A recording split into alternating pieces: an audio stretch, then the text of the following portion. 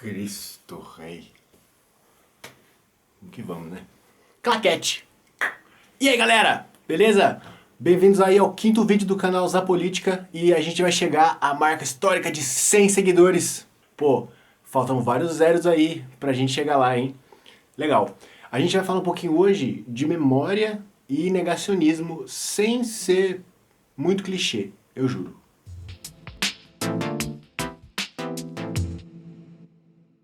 Sejam muito bem-vindos de volta de novo, eu sou o Zap, do canal Zapolítica, um canal que tenta trazer um pouco de informação aí que seja ao mesmo tempo ligada com a política do dia, tentar trazer informação e reflexão aí para que qualquer época aí ao longo dos próximos semanas, meses ou anos você possa ver e não tá tão desatualizado, beleza? Eu não tenho a intenção aqui de fazer um vlog, né, diário, daily vlog, falar da política do dia sempre, mas eu sempre quero trazer informação correlacionado com um pouco do que está acontecendo na política do dia.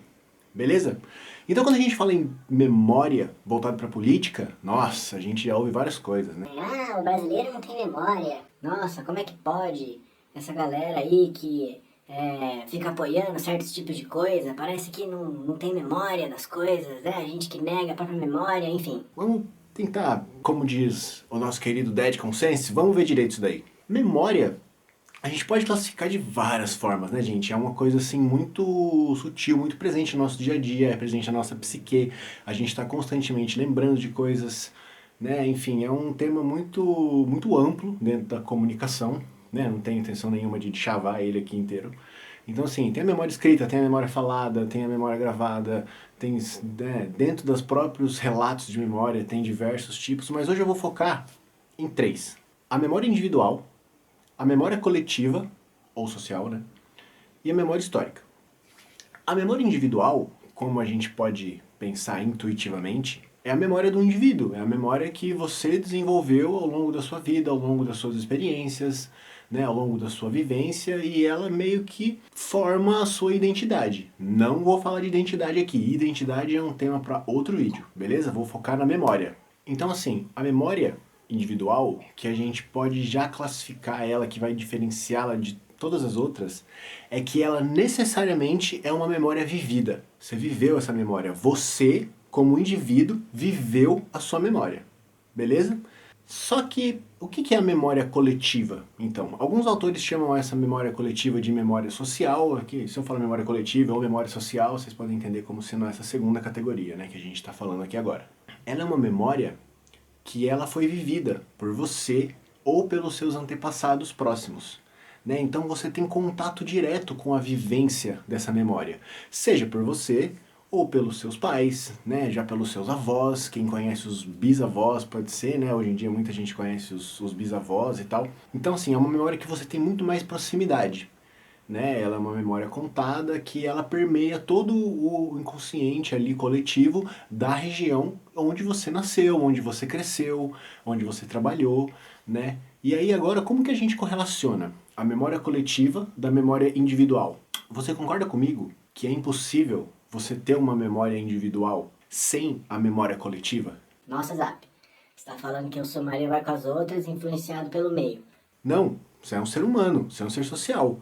A sua memória, ela está atrelada à memória da sociedade que você viveu. Você não consegue ser um indivíduo livre da memória coletiva, né? Da memória do que está à sua volta.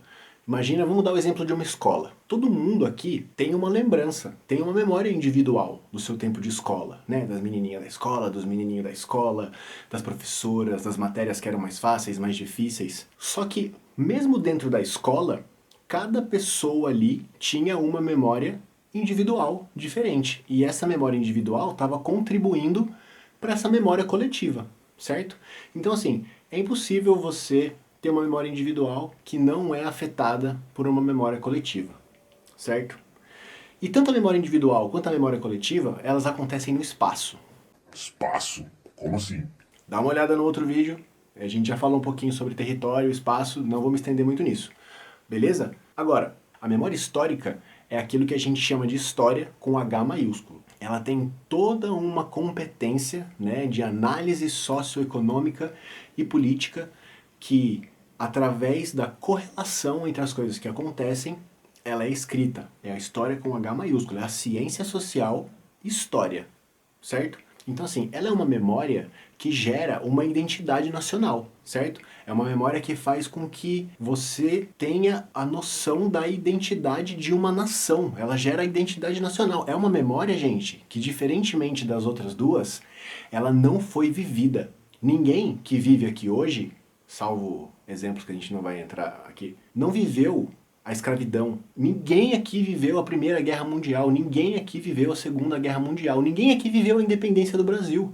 Mas a história, ela traz pra gente a noção do nosso lugar no tempo e espaço, enquanto nação, enquanto cidade, enquanto bairro. A gente pode pensar então na história, ou melhor, na memória, que gera a memória histórica, como sendo o bem mais precioso da humanidade.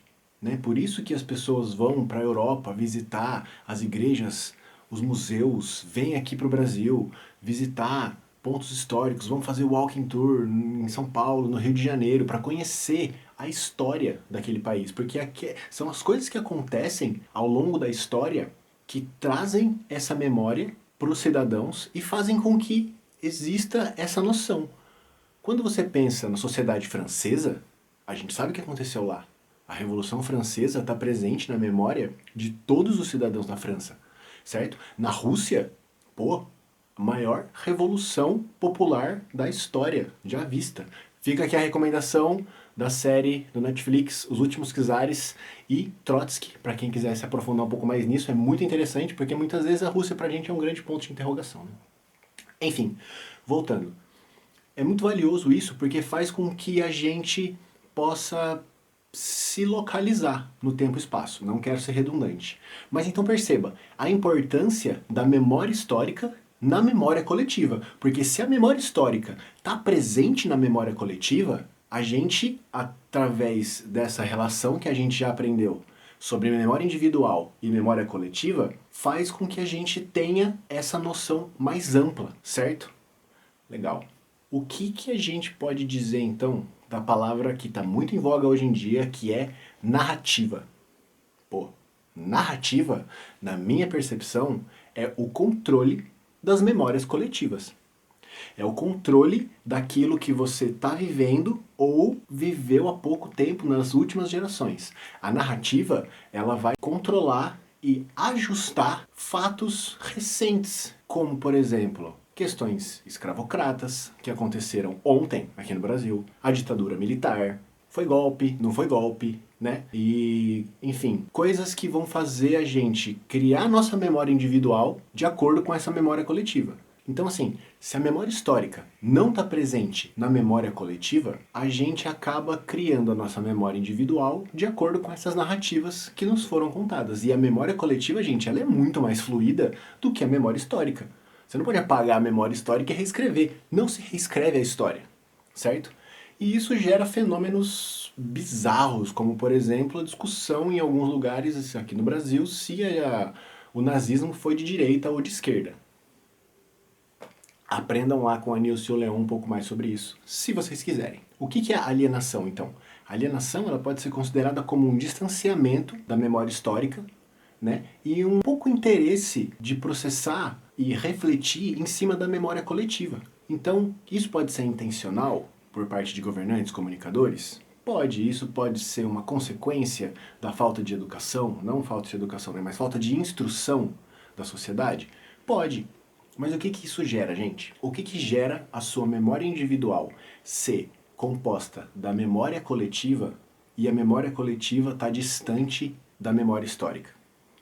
O negacionismo, certo? Então, se você nunca estudou geografia, geologia, física, e são coisas que estão muito distantes, se você acredita que a Terra é plana, você não é um mau caráter de acreditar numa terra plana. Você apenas não teve isso na sua memória coletiva, colocado de forma concisa, de forma clara.